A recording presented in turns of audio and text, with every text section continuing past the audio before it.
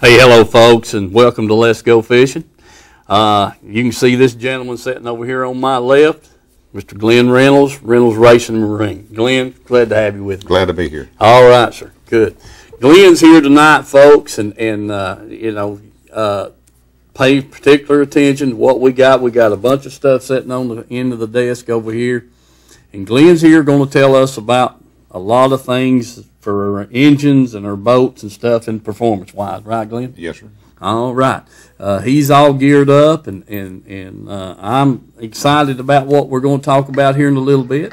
And so, you guys, if you're going to go to the refrigerator, do it now, because once I show the fishing film, we got about 6 or 7 minutes of fishing film. Why, we're going to come back and get Glenn on here, and we're going to talk about props and batteries and just a little bit of everything, Glenn. Let's do it. All right. One thing I wanted to tell y'all, last night I went to, Mike and I made a little trip over to Tellico Village with Bill Nichols and Paul Harrison, and Bill was invited over there to do to speak to that bass club over there, and they got about an 80-member bass club over there. That's good. Didn't know that, and had a great time. Got some film from over there, and we'll show that here in a few days, or some parts of it anyway, because we were there about 2.5 hours. But we had a real good time and enjoyed it, and it was real interesting, and got to meet some new people, and those guys get out and fish a lot there on Tellico. So we're going to go ahead and go to the film, and we'll show that, and then we'll come back and get into this technical support Glenn's going to give us on the engines and boats and stuff, and hopefully y'all have some good questions for him. Herschel, take us to the film, will you? Hey folks, welcome to Let's Go Fishing. I'm down here with a fishing buddy of mine, Rick Whitson, and we're going down here and we're here at Watch Bar. We're going down here to see if we can find some fish, and Rick's been working a lot of hours here lately, hadn't fished much, so he's kind of got cabin fever, and we're going to go out here and see if we can find some of these bass and what we can catch them on. So and Mike, I'm going to be wearing the helmet, that hillbilly engineering there, I guess you'd call it. So we're going to try the helmet out again today, and hopefully Rick and I will catch some fish. So hope to see you later.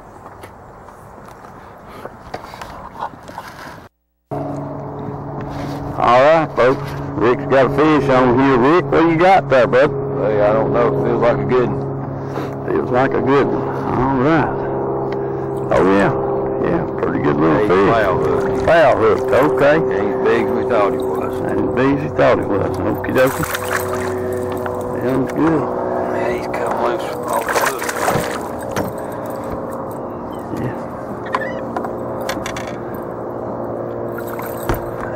Oh, yeah. Yeah. Got some sores on the side, too, Rick. Alrighty. Yeah. That's a good keeper. Okay. There you go, buddy. Alright, Rick. Got a small fish on there. 1 second. All right, got him, Rick. Okey-dokey. He's little, but he was in there shallow, wasn't he? Yep. Okay. All right, Rick, I've got a small one here on this top water plug. See, I hope I got him on camera. Let's see here. Oh, yeah. Yeah. Well, now then. All right. You had to strike it twice to get it. Okie dokie. Yeah.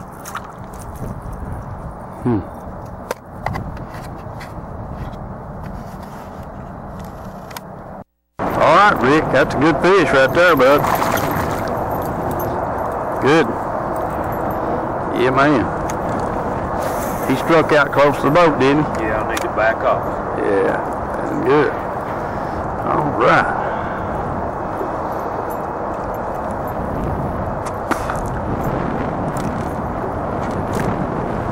Yes, sir. Nice.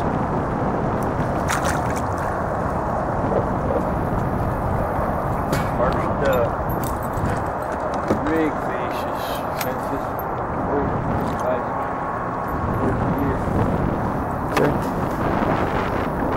See if we can get another. All right, got another good fish, ain't you, Rick? Oh, it's smallmouth. I think the smallmouth are a good sized Kentuck. No? That's what that is, big Kentuck, Rick. That's a dandy. Oh, yeah. Yeah. Sure is. Boys fight. Oh, yeah. Yeah, this cold water, that's a good sized Kentuck, Rick. Sure is. You don't want to give up. No. 58-degree water. Oh yeah.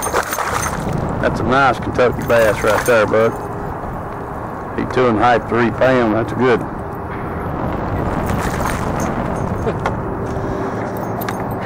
Yes, sir. Pretty fish. Pretty fish. I'd like to catch them all day long right there.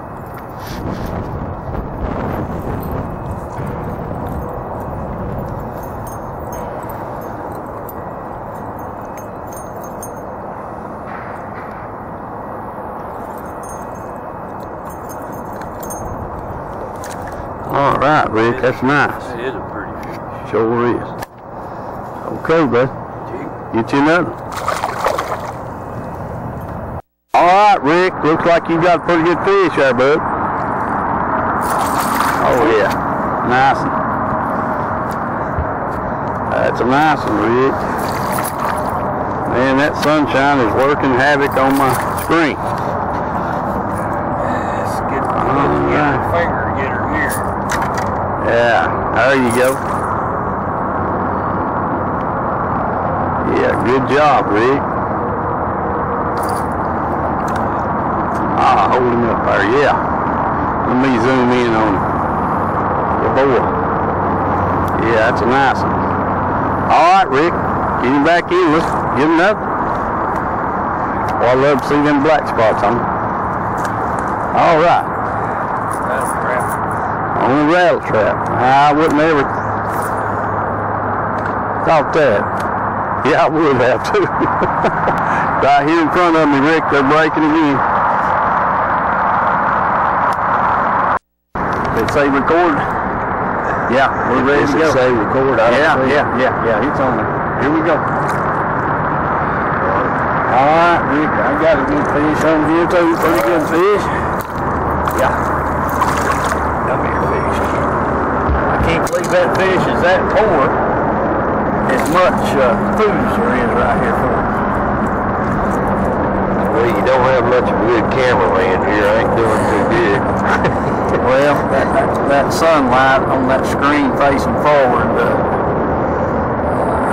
shucks, boy, I'm doing better than I thought I did.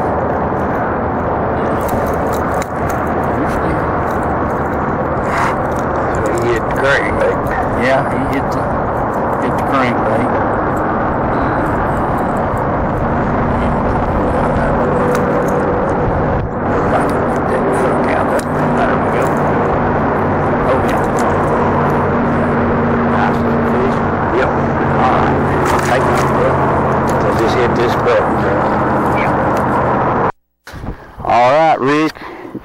Got another fish there, yeah. Nice little old keeper bass right there, Rick. That was on the spoon bait, wasn't it? Yeah. Okie dokie. Had a boy. Yeah, nice little fish. We'll take him.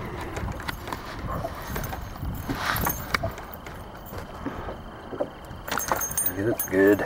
Okay. Yeah. I may have to get the pliers to get this one out. Got him. Okie doke. I believe. Yeah. Yeah, boy. Good job, Rick.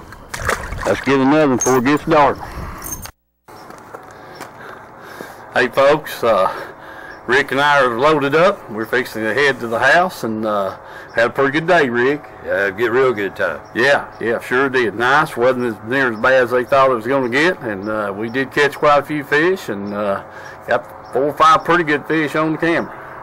It was a good day. All right, Rick. It's been a while for me. Yes, sir. Good. Glad we got to go, man. Yeah. It's been a while since we've been. So we'll show this our Thursday night, and may even have you over on the show with me if you want to come. All right. Okay. All right. See you, Rick. I see you. Okay, bud. All right, folks, back to Glenn and I, and I hope you got to saw that film there on catching the fish and that kind of thing. So if you've got some questions, you saw the baits. You know, we caught them on Alabama rig, caught them on the rattle trap, crankbait, spinner bait. So you know, kind of a diversified system there Sunday. We just throwing different things and caught a few fish on a little bit of everything. So had some 2 or 3 pretty nice fish there. I'd like to have those 5 best ones in the tournament. I've been tickled. But anyway, we're going to get with Glenn right here, and we're going to.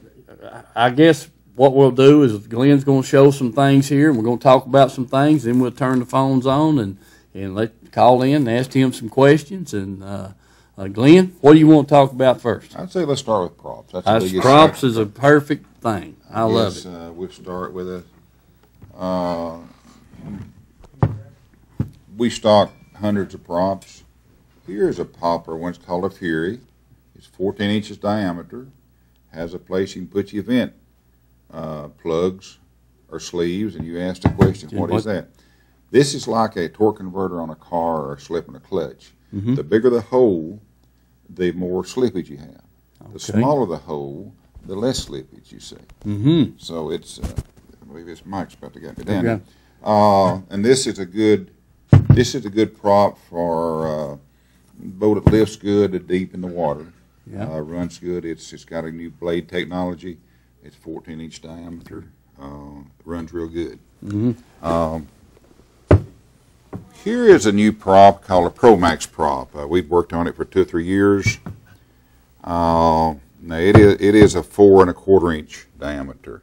Okay. Some exhaust goes to the outside, some goes down inside. And so they make the same blade configuration and just a small hub. Okay. But this is sort of a combination, slip some without having to go to the vent system. Okay. Now let's talk a minute about that slippage. If that thing doesn't slip, then you're not going to get up as quick. It's just like it goes. It's like taking a truck in high gear, taking off. It's just it's sluggish. You got to have some tar slippage, like tar slippage or some prop slippage to spool the RPMs up to make horsepower. You see. I got you. I understand. And I wanted to clarify that for me and a lot of other people that's watching, but that's what that's all about, folks. And it is a fine balance. Yeah, you can get too much or not enough. Yeah, you get a lot of spin out or cavitation they call it, or you can get a bog. Okay. This prop works good on Allisons and bullets or anything. It worked good on the Phoenix that you jack up quite a bit. Yeah.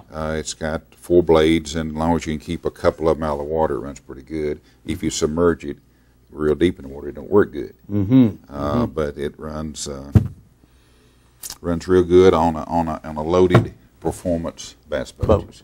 Okay. All right. So I guess when you say performance, Glenn, and Glenn, you've raced boats for years. You've won a lot of trophies, a lot of championships, set a lot of speed. So you know about performance, and that's getting the top or the best out of the engine and the prop that can be had. I like a boat to run good, no matter if it's a canoe with a 2 on it. All right, there you go. And it don't have to be a all-out race boat. It can be any kind of a product you see. Now we don't sell, but we sell Phoenix, and Allison Bullet, and Express. And by the way, I run that big 21 Luna boat over 80 miles an hour the other day. We're working on it. It's getting there. It's getting there. Well, it's already there as far as I'm concerned, Glenn. But I'm gonna let you keep on fooling with it, and you keep driving it. But it rides good. Rides good. It's as big as a barge. I think props is a science, and like I say, they make tons of different pitches. And now pitch is how much a prop moves through the water theoretically in one revolution. All right. Now this one is a 25, I believe. I know that it's a 27. And when it turns to the water one revolution, it should go 25 inches, less about 10 to 13% slippage, you see. And that's what they call pitch. All right. And they're progressives. I mean, it's all different. As you see, it's all different pitches all up and down the blade, you see. So it's props is a science, and sometimes a prop will work good on this boat, and then the same prop won't work good on another boat. So every prop has its ultimate boat, and every boat has an ultimate prop. You know, and it's sort of a science to keep it all straightened out. You know? Right.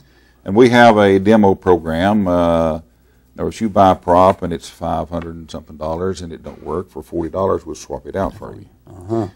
Causes some problems, but it keeps a customer from buying a high-dollar piece of equipment and it not working properly. You see. Right, I got you. So we have Mercury Turbo, the Pro Max, with Pro ETs, and of course some Yamaha brands. So we got a good selection of props. Yeah. And it takes it to everything from a pontoon boat to a small fishing boat to the right. You know. Well, even you just bring on a point there that just got my curiosity up. Even if you've just got a 20 horsepower.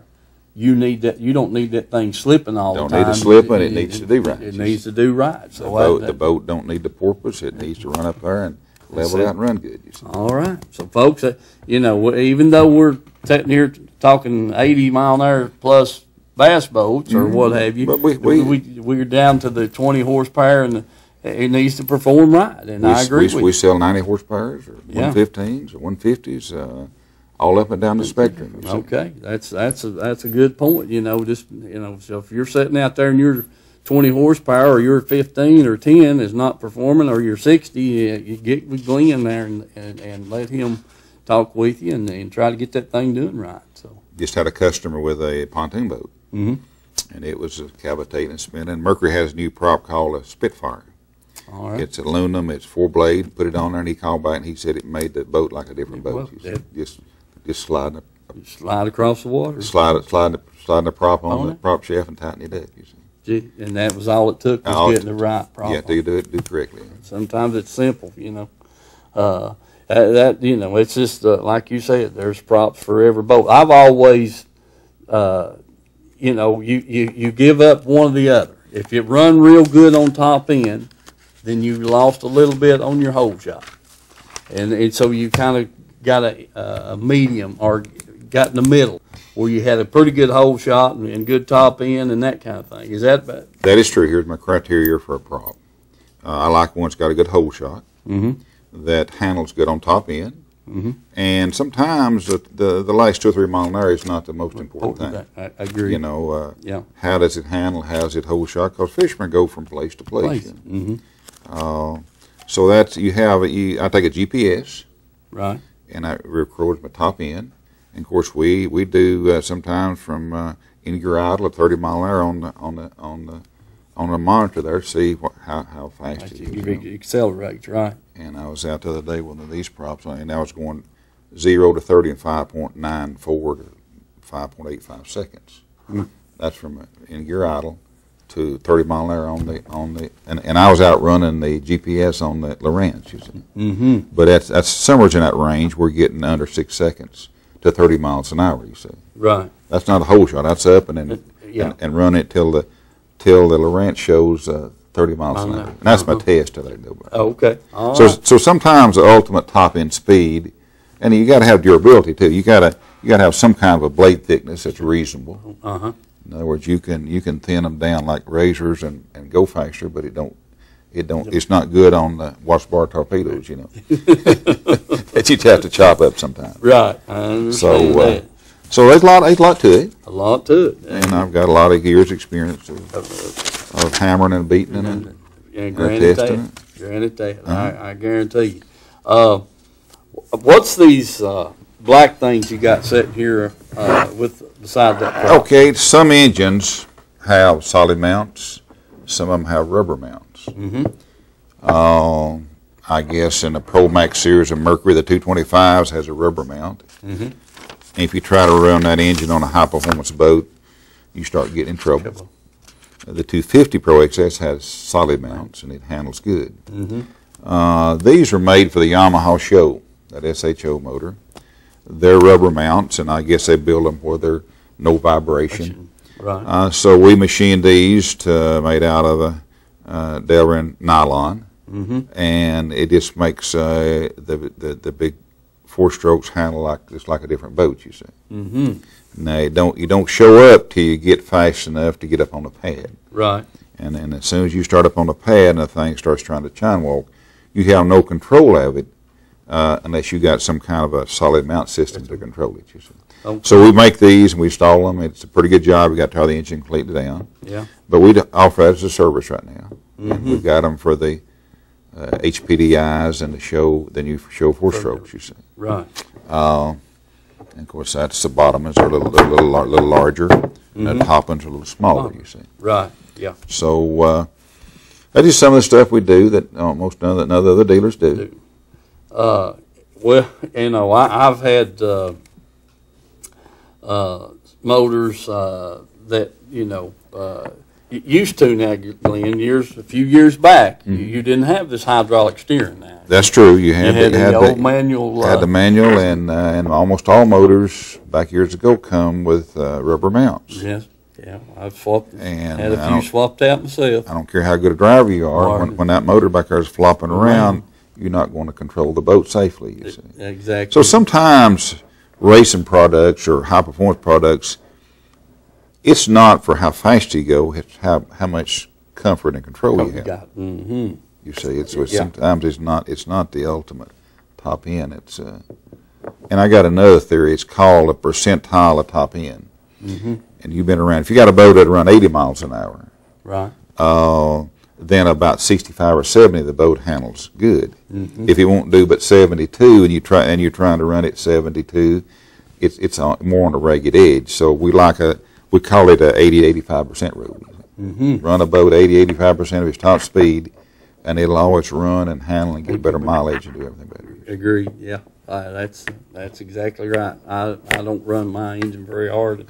You know, it's supposed to turn 6,200, and 5840, 5860 is about the top. You know? Well, on Optimax now, that's the power band. Yeah, anything above that, it'll turn more, but it won't make any horsepower. Any more horsepower. It just gets up there and it runs about where I think it's ought to be, and that's good enough. That's you know, good enough. I don't have to try to force it to get any more out of it. Just let it go, and it does great. I'm tickled to death with it, sure am.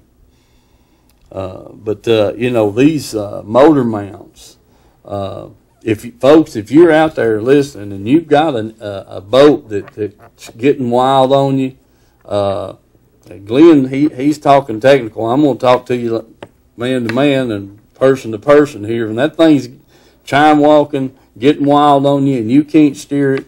You need to take a look at these solid motor mounts, and they, you know, they're Mercury's and Yamaha's and Evinrude's and all those, you know, all the engines. If I'm sure there's Forever Engine. Some of them they build with solid mounts, and some of them they want more comfort and less vibration and idle and all that kind of stuff. Right. But to me, if you can't drive it, it's not worth anything. Yeah, true. If you're trying to run up there in speed, I agree with you. And then the rougher the water, the more the mount system comes into play.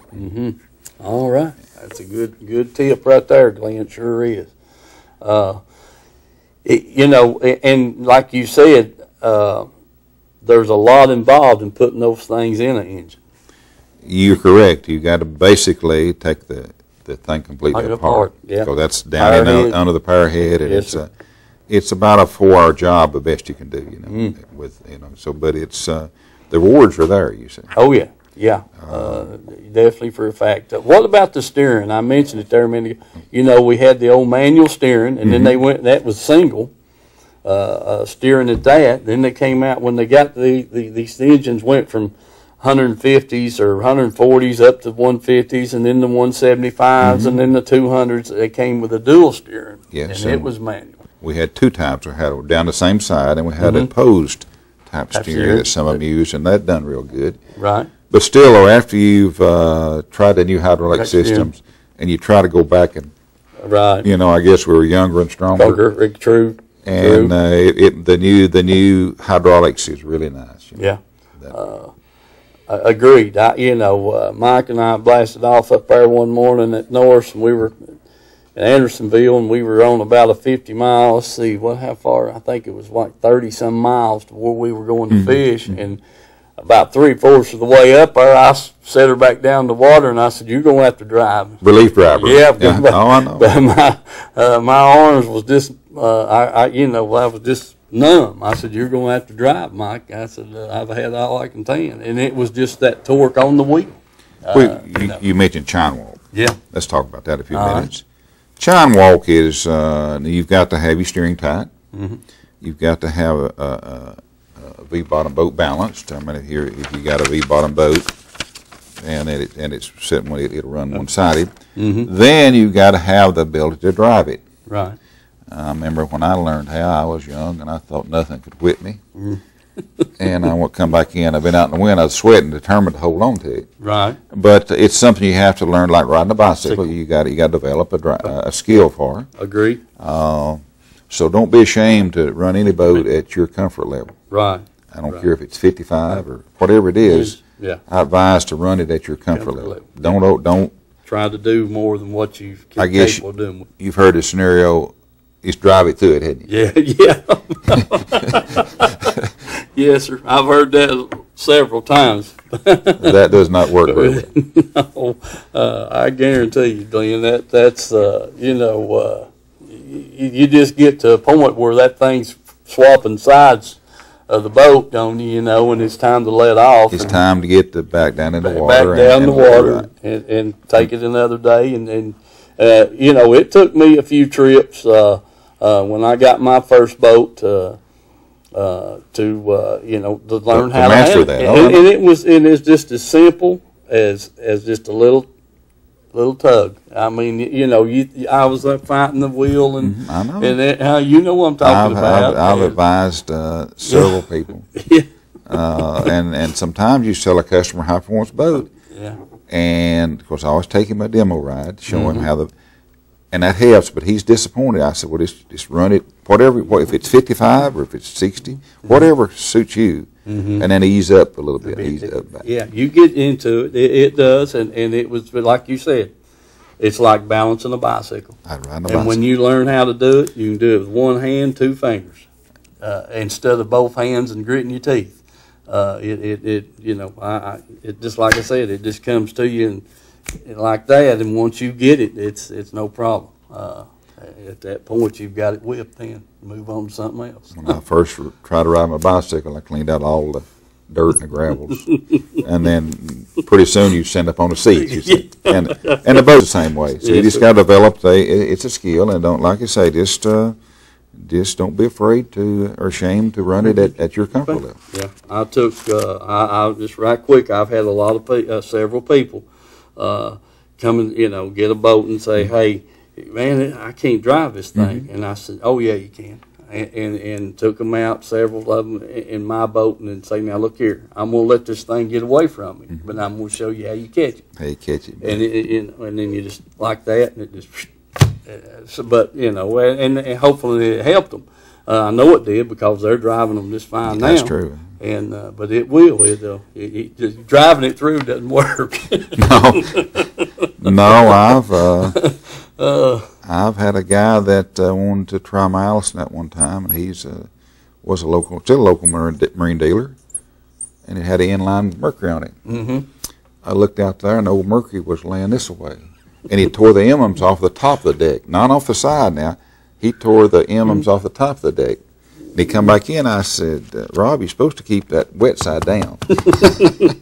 So I've been through a lot. Yeah, so he turned it over. Yeah, he didn't turn over, but it was plumb up on the side. The old Mercury, old tall Mercury, was supposed to be like it was laying like this, and the boat was running down the river, but it dug in and landed back. So I can tell a lot of tales. I understand, but you got the right point, Glenn. Is don't try to push it. Don't push do what it. you got. Be safe and wear your life jacket. Yes, sir. I even wear my helmet when I'm out there, especially any kind of performance boat, because it just takes one bump on your head to keep you from being where you can keep the water out of your lungs. Even if you got a jacket on, you see. Right. Kill switch jacket, helmet, and a hot foot is some good. A must. Safety has got to be top priorities. Yeah, agreed. Shucks, you used to you crank them in gear and that kind of thing, and you've had. I know you've dealt with that. Probably had several that you've cranking gear. Yeah, crank it in gear and all this kind of stuff. Coast Guard don't like that. No. But the kill switch nowadays is standard on every engine that I know of. It is, yes, sir.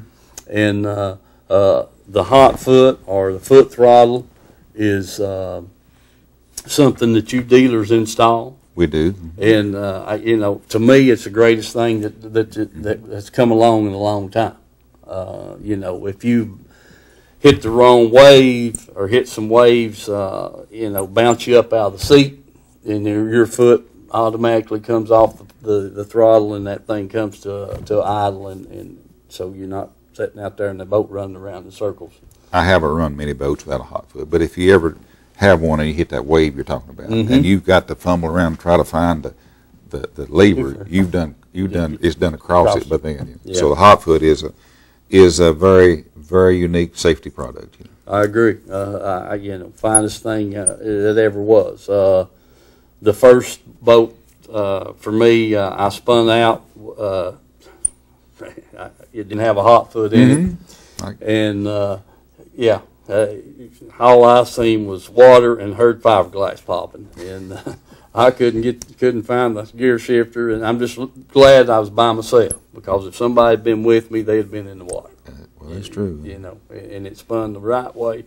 I was against the side of the boat and that kind of thing. So I'm glad the hot foot came along when it did and got that in there. You got some more stuff for us. Let's talk about this battery situation. Okay. We're gonna get into this.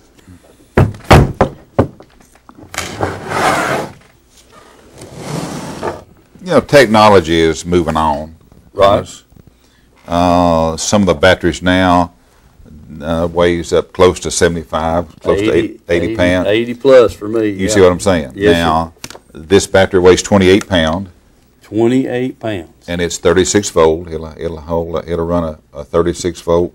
Then we have a charger that's a stealth charger that runs off of your cranking battery. So theoretically, you could sometimes fish all day long. The battery still be good. I mean, still hot up, battery. Yeah. Still hot battery.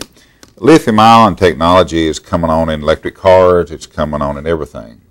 The only drawback right now is expense, and I'm sure it will come down as we go down the pike. But we've got several.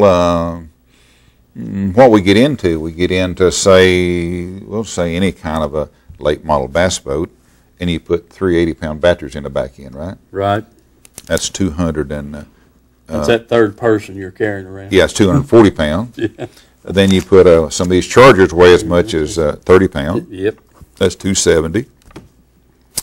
Then we put sometimes 30 to 50 gallon of gas in the tail end. And then we put 2 guys that's maybe been eating a little too much. Yep. And then you have a problem of getting on plane. Yes, sir. I can see it. You see what I'm saying? Yep. Live well full. Live well full of water, yep. And then you have a problem of getting all that. So this, we begin to use these now. And it pays dividends every time you go to the lake. You ever think about that? Well, I want you to talk about that. Okay. I thought about it, but I want you to give the viewers what we're talking about when you say that. Well, the less weight we have on any boat, the more performance we have, and quicker the hole shot. So every time you go at it, we use less fuel. Agreed. So yeah, this is about a two grand battery. But if you buy 3 batteries like you're talking about, and you buy a battery charger, then you're getting, and then it puts money in your pocket every time you go fishing. So I don't know, it takes a discriminating buyer, But you know, we got depth finders now, what cost $3,000 a piece. You see. Oh yes. So, but it weighs. Like I say, it weighs. And I've got one that weighs 5 pounds that starts my 375 horse race drag engine, and it ain't that big. You see. Yep. So it's just new technology that's coming. This is the new electric cars. Have got some of the same technology, and so as time goes on, they'll be less and less. Somewhere down the road, lead batteries will be no more because of the EPA and all that. It's coming. I don't know how long it'll be. You know. Right. Right. So it's just something that we do. So obviously, it takes a specialty guy that wants the ultimate deal. We combine those with that, what I call my floating jack plate. I can show you here after a while. And we combine those, and so you can put these up front. Yeah. And the boat don't hardly know it. Yeah. You see what I'm saying? 28 pounds up there in the front, and it's, you know, your trolling motor weighs that much, well, not a little more. It weighs a little more than that. You see, so that's then that takes all the backwash out of the boat, a lot of them, because it don't sink it as bad. Right, so we got a lot of neat stuff down there. Right. We got technicians, and we got flow injectors. We can talk about those if you want to next. Or all right. Well, let me ask a couple of questions. Yeah, go ahead. While you got it setting up here. Okay. If how long is that battery going to last you as far as years of service? Are we looking at 6 months? They guaranteed 4 years. Guaranteed for 4 years. I've got some of the little ones I've had 4 years, and they still start. Still going good. And they've projected life to last 10. Now, I haven't checked with the life of these new, like the new electric Leaf and the Volt Chevrolet cars, but I haven't heard any bad problems as far as replacing the batteries. You see, right? So it's new technology. They've been out 3 or 4 years, I guess now, but it's a very unique product. You know? 4-year warranty. Most time our regular batteries about a year, sometimes two, and then they want to prorate that. You know, that's I haven't heard. That's the longest warranty I've heard of on a battery. It is. So that's a good deal. Fact. Yeah, it sure is. If you can get, if you were buying a set, and I've done this. I've had to do it a time or two. It used to, if I got 2 years or a year and a half out of a set, I thought I was doing pretty good. That's true. And you know, you go run over here to fish, and you get there, and for about 2 hours you got good battery power, and next thing you know, they're dead. Yes, you know, your big engine, your depth finder go. A few years back, that was the first thing when you hit the key switch on your engine. When the depth finder went out, you was in trouble, and that was always the weakest link. That's where the weakest link was at, and you could tell when your battery was gone. When that depth finder at that time is that old flasher unit, and it just go, just die out to. The bulb would go out, and then the whole 9 yards, it wouldn't hardly turn, so you knew right then your battery was gone. We're beginning to increase the battery capacity and reserve capacity on our cranking battery now.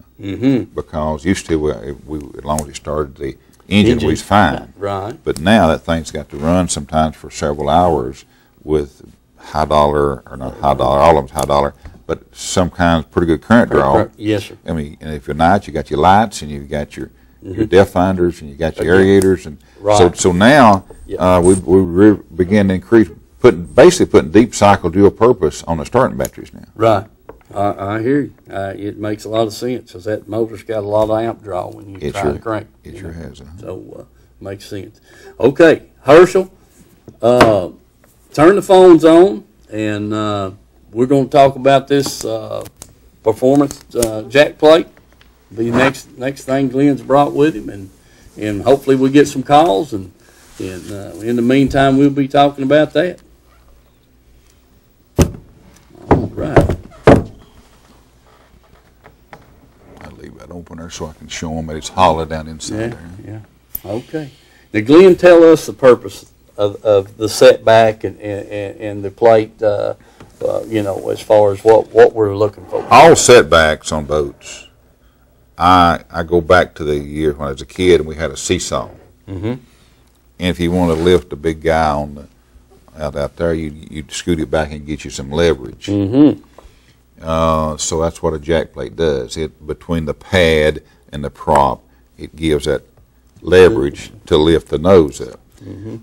And I think the proper setback makes the engine transom take less stress than I guess you've seen boats going down the river throwing a rooster tail with a motor trimmed up. What's that?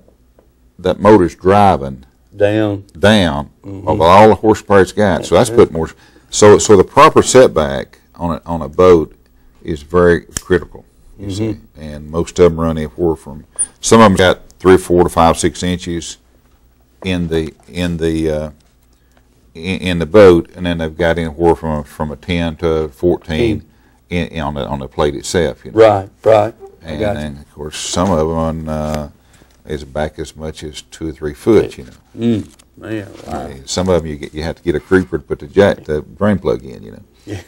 So there are all sorts of product out there. You know? Yeah, I hear you. But you explained that perfectly. If it's leverage. It's leverage like a seesaw when we was a kid, you know. When we were, and then so that changes your whole props when the boat lifts naturally. We call it natural lift, you know. And it takes less trim, and you got better control. You know, I mean, it's the If the boat is like his pin, if the motor's real close, you have less control up here. But if you move it back here, you've got you some leverage on the directional control. Between the skeg on the motor and the corners of the pad on the boat, you see. And that gives you a little more leverage to steer and maneuver the boat around and lift it. Yes, sir. And sometimes you can move a boat an inch and back a couple of inches and go back to the river, and it's just like it can either hurt it or it can help it. Yeah. Rule of thumb, I've always been told, if you're going to go up or down with it, go to 1/4 inch at a time. Yes, sir. Because it's it might not take but a 1/4 inch, and it might take 2 1/4. And watch your water pressure gauge. Watch your water pressure gauge for sure. And then you can feel the handling. If the boat starts slipping, then we need to let it down. You see. So it's so we do all that, and it's a pretty good. It makes the boat handle good. Yeah. Well, it's that performance you're talking about, Glenn. It sure is. Well, there we've got a caller. Let's see who we got here. Hello, caller. Hello, Steve. Yes, sir. This is Jerry. You're here? Yeah, Jerry. Yeah. Why don't you tell him about your father-in-law losing his boat there on Clinton Highway on Halloween? Oh, I told that the other day. That was my uncle. Oh, your uncle? Yeah, that was my uncle. Yeah, sure was. I'm sorry. No, that's all right. I remember that, and I still laugh about it. I think that's the funny thing I ever heard in my life. Yeah, it's all true, Jerry. It sure was. I told that the other week there before Halloween, and some of my kinfolk called in and said, I know who you were talking about. I said, yeah, I'm not going to name his name, but he did. He dropped his boat off the boat trailer on Halloween night. You mean lost it off the trailer? Yeah, lost it. He had got home with the trailer, and he realized then he drove all the way to Solway. Didn't have no boat. Didn't have no boat. And it was sitting over there, and at that time, Howard's department store was there on the turnpike. That's when how many years ago it was. And anyway, he comes back and down the hill there by Y12 Credit Union, this, that, and the other, and all these blue lights flashing. He said there must have been 25 cop cars there. See, people were calling in to the station, and they all thought it was a prank caller. Halloween joke, right? Halloween joke, and sure enough, he gets down there and wheels around, and there's enough 500 people gathered up there, and they just picked that boat up, throw it on his trailer. He didn't even get out of his truck. He said that cop latched it down, and I pulled out. Before you got no tickets, right? Yeah, exactly right. So that was a true story, Jerry. It sure was, and it took me a few weeks to find out about it, but I it didn't surprise me. I think that was worth listening to. Yeah, well, I appreciate that. Have you got a good question? Have you got a good question for Glenn here? No, my mind's blank now. All right. Okay, man. Thank you for talking to me. Hey, thanks for calling in. Good to hear from you, man. Yeah, man. All right. Keep watching the show, Jerry. All right, man. See you, buddy. Lordy.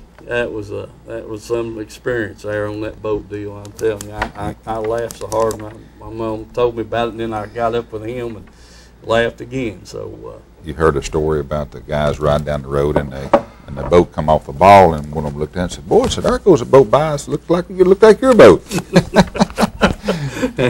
Listen, you know, and I know anything is possible when you're fooling with boats. And I'm telling you, you've seen a lot more than I have, and I thought I've seen it all, you know. And Mike and I were standing down there at the BASS that year that they had it on Watch Bar in '72, was it, Mike?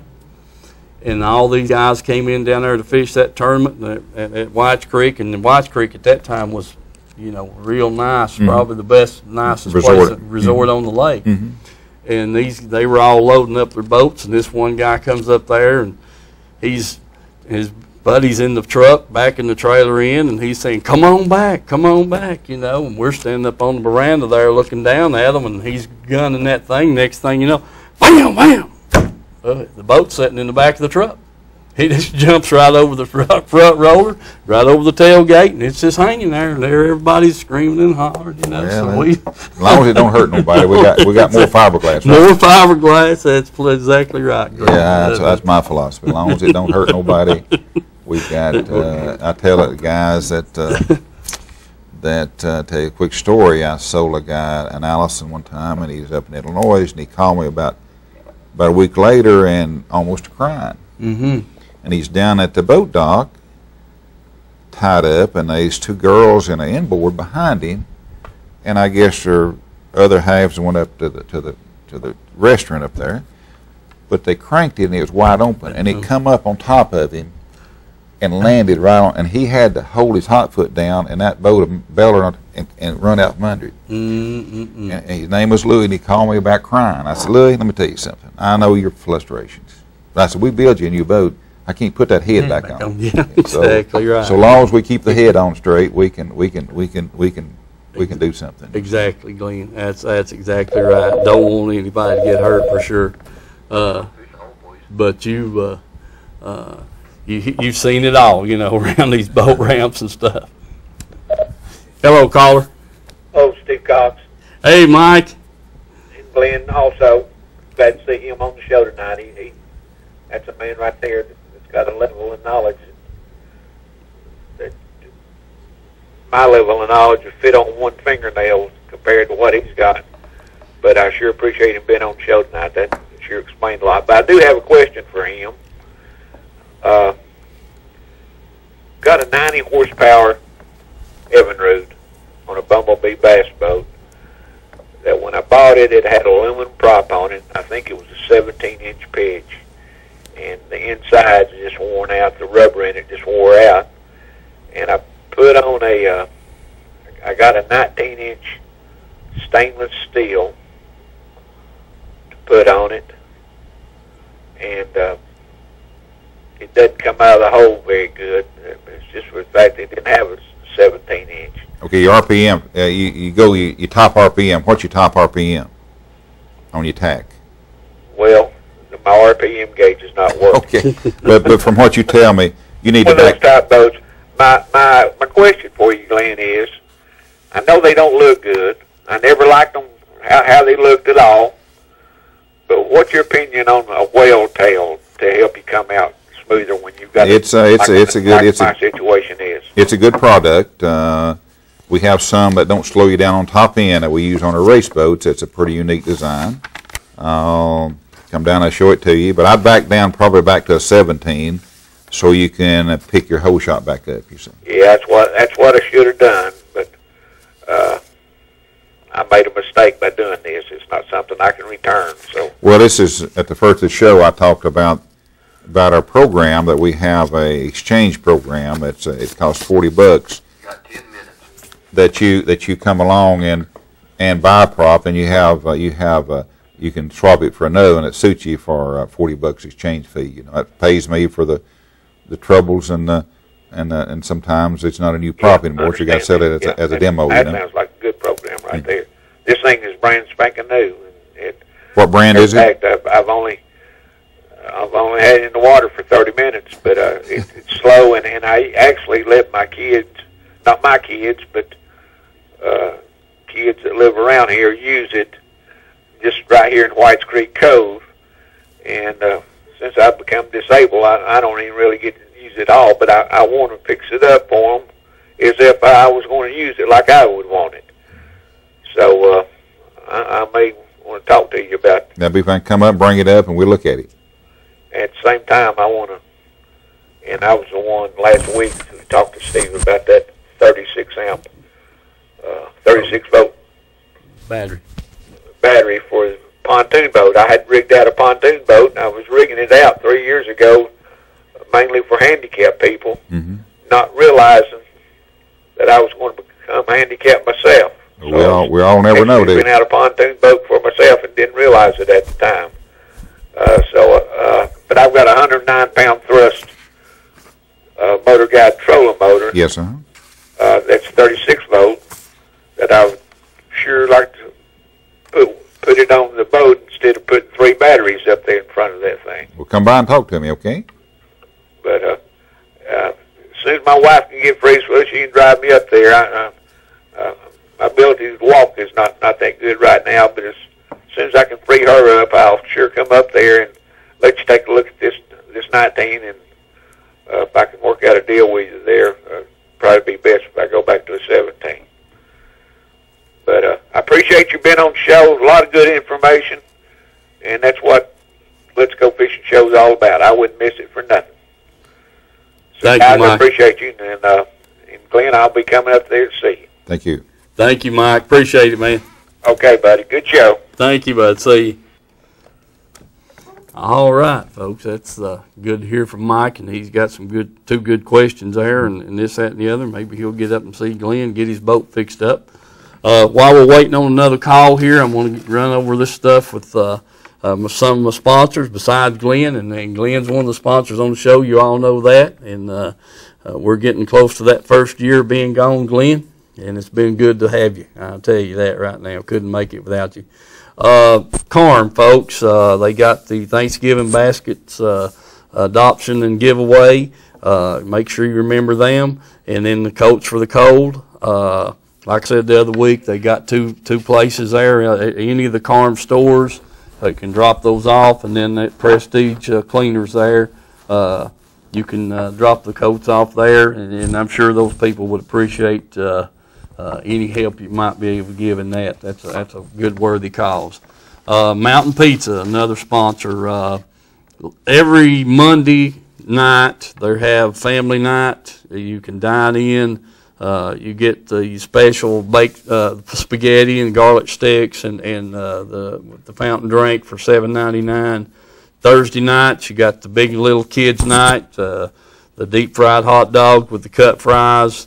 And the fountain drink for $5.99. Then on Saturday night, they got from 6 to 9. They got karaoke. You folks that like that kind of thing, go by there and get your pizza or whatever you might want to eat and have some fun doing the karaoke there from 6 to 9 p.m. on Saturday night. Anytime, day or night, you got a large one topping pizza is $4.99, and then a large 2 topping pizza is $12.99. Remember those folks there at Mountain Pizza. Quick announcements here to make. I got the high school bass clubs has got the fishing seminar at Batley Church, the Family Life Center. This is coming Saturday, folks. That's 4 o'clock. You got Ott DeVoe, Wesley Strader, and Brandon Card's going to be there. Talking about fishing and talking to these young people about what it's like to get into the profession of fishing and for a living and like they do, that kind of thing. A bunch of bass clubs are committed to be there. Bryan College from down here at Dayton is going to be there. Some of their fishermen to attend this thing. So and it's open to the public. That's 4 o'clock Saturday afternoon. Out there at the Family Life Center there behind Batley Church in the Marlowe community. Then you got the Heartland Anglers. It's got a tournament Saturday at Caney Creek. Mike Ellis and them, that's 8 a.m. to 2 p.m. On that. That's down there at Caney Creek. Don't forget that, this coming Saturday. Then you also got one at, let's see, yeah, here we go. Tom Fuller Park, James McNeely, he's got his on down there on Saturday also. They will be down there this Saturday, safe flight to 3 p.m. Then you got George Carroll at Point 19 this Saturday. He'll be up there doing that tournament for the Heartland Anglers. So, and then I got this one more deal here with the catfish, East Tennessee Catfish Anglers.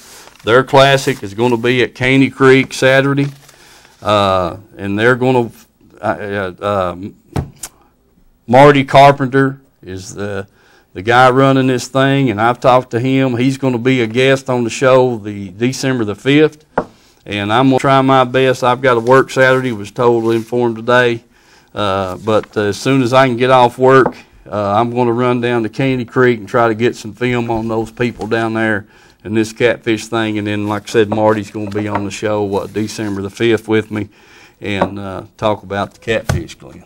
Sounds a good deal. Yeah, he's they're into this this catfish big time. So those announcements there for sure. Remember the sponsors, folks. You know, I got one of them here with me tonight. Remember the rest of the sponsors. Can't do it without them. Got to have them. Good deal. It's like gas for your engine, Glenn. Got to fill it up. You got to fill it up. If you don't have gas, it won't run. So you and the rest of the sponsors keep the gas going and you know, keep the show going. But I do, and I apologize to Edgemore Outdoors, Jim Williams. You know, you and I stood out in front of your store last week, and you told me about the 10% off all fishing products. And I came over here on that night, and how I didn't mention that, I'll never know. So, can I cash in on my 10%, Jim? Give me a call, will you?